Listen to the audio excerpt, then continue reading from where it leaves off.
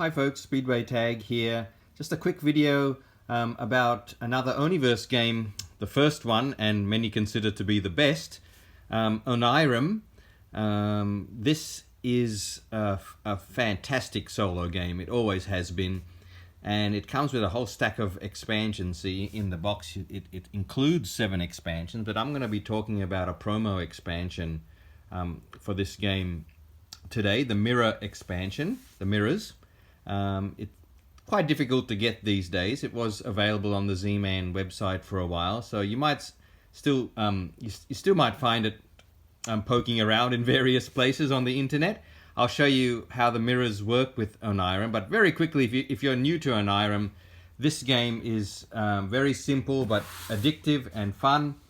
The theme is that you've wandered into this dream labyrinth and you have to find your way out, and the only way to find your way out is to open the 8 doors of the labyrinth which exist in this 68 card deck. And the way you find those doors is by wandering into the 4 different locations of the labyrinth. The red location is called the observatory, the blue location is the aquarium, the brown location is the library, and the green location is the garden. So that's the theme of the game. You're playing, I'll show you how it briefly works. We're going to be playing cards to a row here, and that's going to represent us wandering through this dreamscape, this labyrinth, trying to get out. What you're going to do on your turn, you're going to start with 5 cards. You'll notice each card has got a symbol in the corner. There's only 3 symbols in the game: a moon, a key, or a sun. And the golden rule is, as you play these cards to a row in front of you, you can never have a matching symbol next to 2 cards with the same symbol next to each other. So as long as you remember that, you're good to go. If you get 3 cards of the same color in a row, you will be able to fish out that color door from this deck, put it on the table, and you've opened 1 door. You do that 8 times and you win the game. It's not that easy, because inside this deck are also nightmares, and the nightmares look like this. Okay, nightmares look like that. You pull one of those cards and you've got to deal with it, and it often involves discarding your hand or discarding cards from the deck or getting rid of good cards that you can use. So, and I think there's 12 or 13 nightmares in that deck. So, for example, a turn might go like this. I might decide to play wander into the library first. So I start the row here, draw another card. Okay, I've got another library. Now I couldn't play, I'd love to play another library card, because remember, if I get 3 in a row, I get to pull the library door from there. But I can't play this one because the symbols match. So I might have to change tact here and wander into the observatory next. Hopefully I get something red, or I have got something red. That's good. Okay, and then I can play this one, staying in the observatory with my key. Okay, draw another card. And then this time I'll play another observatory card with the moon symbol. It's not the same as the one before it. I've just played 3 red cards, observatory cards, in a row. And that means I've found one of the red doors in the labyrinth. And so then I would go into this deck. Okay, and I'd fish out wherever the red door is. There it is there.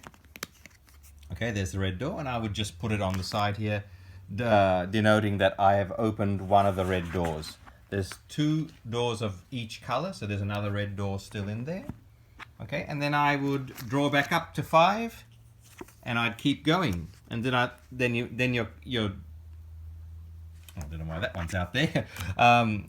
Then you draw back up to 5 and you'd keep going.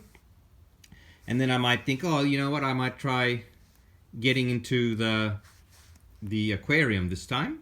So I might play this blue sun. Okay, draw another card. And then I might play the blue moon. Okay, I just need 1 more blue card, and then I would have discovered the blue door. Take another card. Thankfully no nightmares yet. Okay, one other thing to mention, I've got no more blue cards here. So that's where the trick of this game is. That's where the balancing act is. Do I discard a card, which I can, and just draw a new card, hoping to get a blue? that could be tricky. You could waste a lot of cards doing that. Or you can discard a card that's got a key on it. And when you do that, you trigger what's called a prophecy, and you reveal the top 5 cards of the deck, and you discard one. So let's say I discard that red sun, and you put the rest back in the order you want. So I need a blue sun next, so I might put the blue in on top next. So that key triggering a prophecy really helps. And then I draw back up to 5, and voila, I've got a blue sun. So then I can play the blue there, and I've discovered another door which is blue. So then I would go into the deck and grab the blue door, shuffle up the deck, and we just continue like this. And hopefully you can find those 8 doors before your cards run out, because of course there is a limited number of symbols and colors. And remember, as I said, you've got 13 of these nightmares to deal with in the deck. If you do draw one of those nightmares, as I said, you have to deal with it straight away. And you deal with a nightmare by discarding a key that's already in your hand. You can discard your whole hand. You can get rid of a door that you've already found, or you can draw the top 5 cards of the deck and discard any location card, which are these colored cards. So nightmares really do mess up your strategy, and there's 13 of them in there. So that's how Onirim basically works. It's great fun as this dream labyrinth takes shape with the colors. It looks really striking on the table, and it's very engaging, and it's a lot trickier to win than you think. As I said, this game comes with 7 expansions in it, and all of them really change up the game in a big way. But I want to tell you about what the promo expansion is like. I said the mirrors, and here they are at the top here. There's 1, 2, 3, 4, 5, 6, 7, 8, 9 mirrors at the top there. And they add quite a bit to the game. It does change the game up quite a bit, because if you're playing with all the mirrors, 3 of them, you see there's a moon mirror, a sun mirror, and just what's called a rainbow mirror. And you need to also discover those 3 mirrors in order to win the game, along with discovering your 8 doors in this deck. Now, the way to discover a mirror is you have to play 4 cards of that symbol behind these mirrors. So I've got to get 4 moons behind this mirror. I've got to get 4 suns behind this mirror, and I've got to get 4 cards of 4 different colors under that mirror for me to win the game. So it means you have to sacrifice cards here which you would normally be using to discover doors, but now you've got to allow for cards to be sacrificed over on the mirrors to also win, which is a really nice balancing act.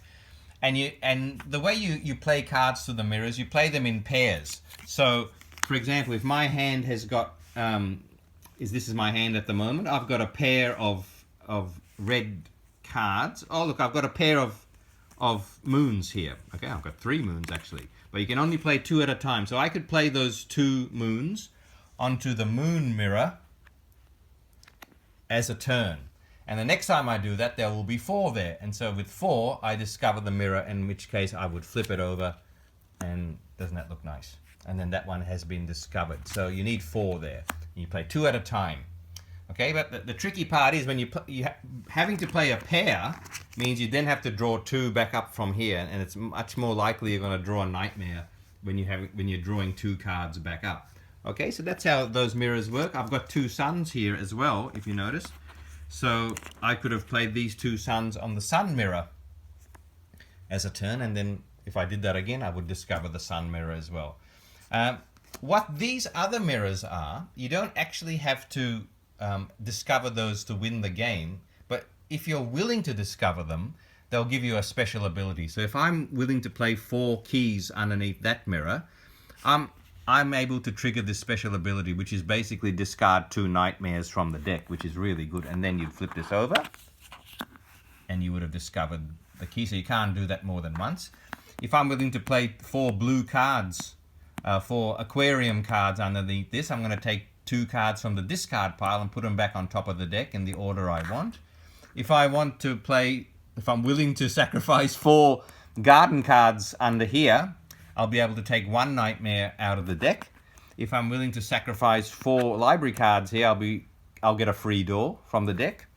If I'm willing to sacrifice 4 observatory cards here, I'll be able to take 2 cards from the deck, shuffle the deck, and then put those 2 cards back on top. And if I'm playing with the glyph expansion, which is one of the 7 expansions included in this game, if I'm willing to put 4 glyphs here, and there's a very limited amount of glyphs in the game, if I'm willing to sacrifice 4 of them here, I'll actually get 3 doors, which goes a long way to helping me win. So those are optional, those mirrors over there. But again, using them and having to put 4 cards there while also having to put 4 cards on those 3, and they're required to win the game, that's sacrificing a lot of cards, because remember, you also need to get 8 doors. Now, I know some of these special abilities get you doors, so that's the balancing act. I think the mirror expansion changes the game quite a bit. It really forces you to work a bit harder on remembering what cards are still in the deck, what cards you've used, and how to best use your resources. Sometimes it can be, I guess, a bit too thinky. If you just want a quick, relaxing game of Onirim, maybe this one is not for you. But when you do feel like digging a bit deeper and thinking a bit harder, this one's quite a nice challenge, and they look really nice. So that's how you play the mirror expansion with Onirim. See you later. Hope you can find it if you like it. Bye for now.